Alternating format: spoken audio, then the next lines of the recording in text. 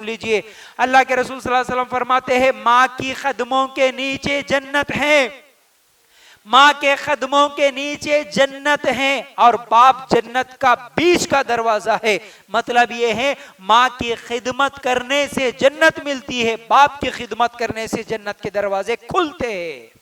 याद रखो मेरे भाइयों इस बात को, माँ के कदमों के नीचे जन्नत। इसका मतलब साल में एक मर्तबा जाके माँ के पैर पड़ लिए, जिंदगी भर उस माँ की बात नहीं माने, ये नहीं होता।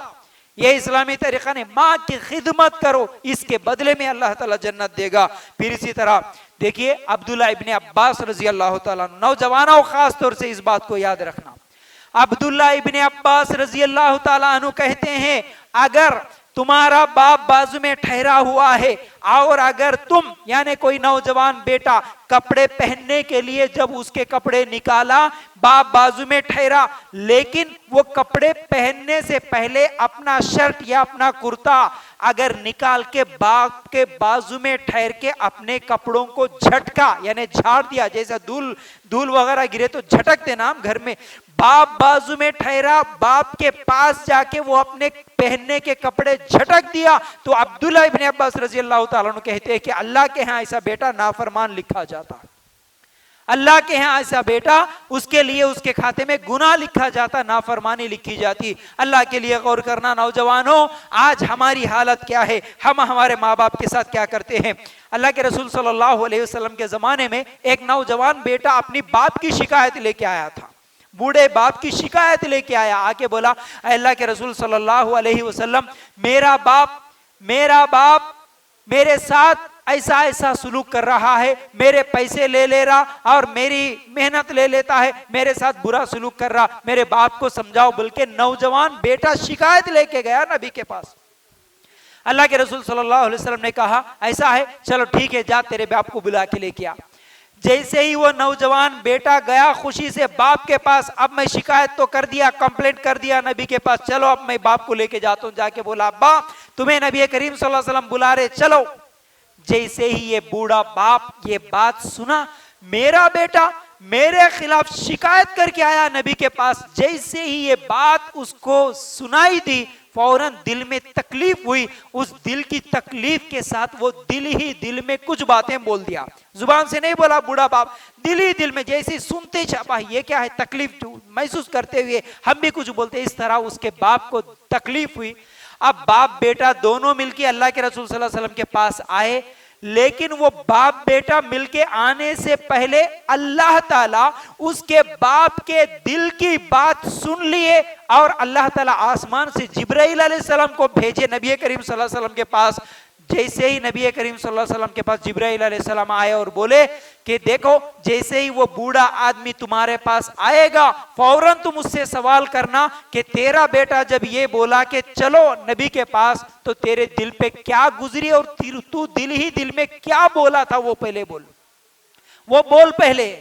अब वो बूढ़ा बाप और बेटा दोनों मिलके अल्लाह के रसूल सल्लल्लाहु अलैहि वसल्लम के पास आए। आते ही अल्लाह के रसूल सल्लल्लाहु अलैहि वसल्लम सवाल करे उसके बाप से, तू क्या बोला था दिल ही दिल में, अब कुछ बोला था तेरे घर में, वो बात क्या है बता दे, क्योंकि मेरे पास जिब्राइल अलैहिस्सलाम आके बता दिए तूने क्या कहा था। उस वक्त वो बूढ़ा बाप कहता है अल्लाह के रसूल सल्लल्लाहु अलैहि वसल्लम मैं क्या बोला था।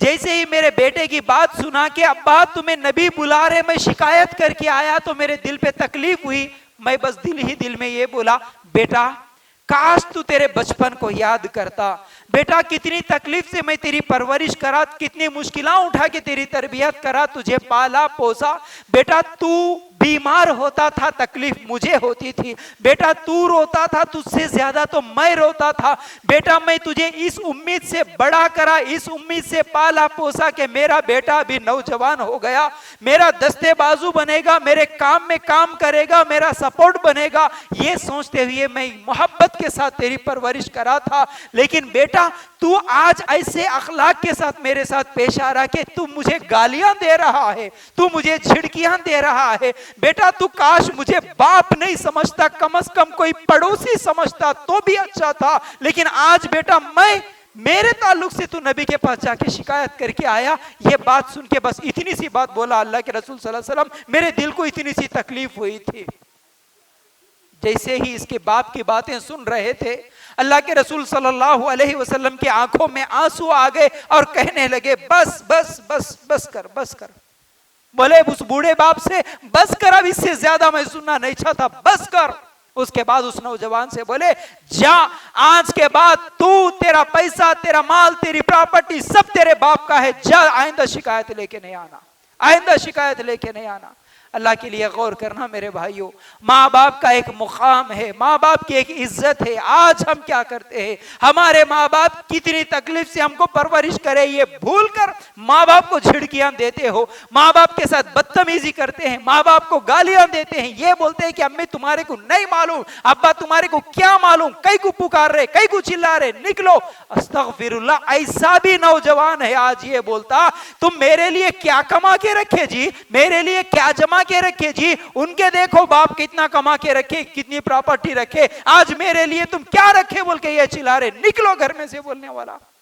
अल्लाह के लिए गौर करना, उस बूढ़े माँ बाप पर क्या गुजरती होगी जब ऐसी बातें तुम कहते हो, तो उनके हमारे माँ बाप के दिलों पर क्या गुजरती होगी। अल्लाह के लिए गौर करना, उनको नहीं मालूम था तुम्हें पालना, इसीलिए तुम्हें बड़ा कर दिए, उनको नहीं मालूम था तुम्हें परवरिश करना, इसीलिए, उनको असल में नहीं मालूम था ना कि तुम जवान होने के बाद उनको गालियां देते, बोले सो बात उनको नहीं मालूम थी, इसलिए तुम्हें बड़ा करे। उनको नहीं मालूम था कि तुम जवान होने के बाद उनको झिड़कियां दोगे, इसलिए तुम्हारी परवरिश करे। उनको नहीं मालूम था कि तुम शादी करने के बाद तुम्हारे माँ बाप को घर से निकाल दोगे, इसलिए तुम्हारी परवरिश करे। अल्लाह के लिए गौर करना, अल्लाह के लिए गौर करना, माँ बाप की अहमियत तो उस आदमी से पूछो, उन बच्चों से पूछो जिनके माँ बाप बचपन में मर जाते हैं, जिनके माँ बाप बचपन में मर जाते हैं, उनसे जाके पूछो माँ बाप की अहमियत क्या होती। जो नाना के घर में, नानी के घर में, मामू या चाचा के घर में परवरिश पाते हैं, उनको मालूम होती है माँ बाप की कदर और कीमत। अल्लाह के लिए गौर करना, अल्लाह के लिए गौर करना। ऐसे कितने वाक़ियात सुनाओ मैं, अल्लाह के लिए गौर करना। एक वीडियो छोटा सा माँ बाप की खिदमत पर मैंने देखा था, किसी ने बनाया, बहुत अच्छा था। एक मिसाल देके समझाता हूँ। एक बूढ़ा बाप अपने नौजवान बेटे के साथ एक मर्तबा पार्क में बैठा हुआ था। उस पार्क में एक चिड़िया आई। बूढ़ा माँ बाप, बिल्कुल बूढ़ा बाप है, बूढ़ा होने के बाद एक चिड़िया को देख के बोलता है, बेटा ये क्या है? पूछता है, बेटा ये क्या है? बेटा बोल देता, अब्बा ये चिड़िया है।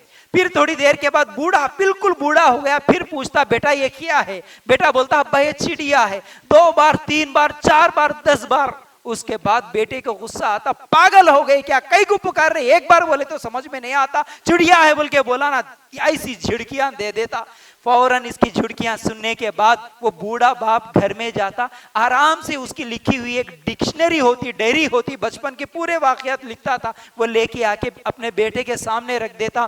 बेटा देख, फलाना दिन था, फलानी तारीख थी, बेटा तुझे लेके मैं पार्क में घूमने के लिए निकला। बेटा तू 1 नहीं, 2 नहीं, 10 नहीं, 50 मरतबा पूछा, अब्बा ये क्या, ये क्या, ये क्या? तू जितनी मरतबा पूछा उतनी मरतबा खुशी से मैं जवाब दिया। आज 4-5 मरतबा पूछने से तू मुझे झुड़कियां दे रहा। अल्लाह के लिए गौर करना। हम बचपन में छोटे थे, हम कितनी सवाल करते थे, कितनी मर्तबा पूछते थे, कितना पुकारते थे, कितना चिल्लाते थे, कितनी शरारतें करते थे। हमारे माँ बाप खुशी से जवाब देते थे ना, हमारे माँ बाप प्यार से जवाब देते थे ना। आज उसी माँ बाप के साथ बात करने के लिए हमको गुस्सा आता है, हम झिड़कियां देते हैं। अल्लाह के लिए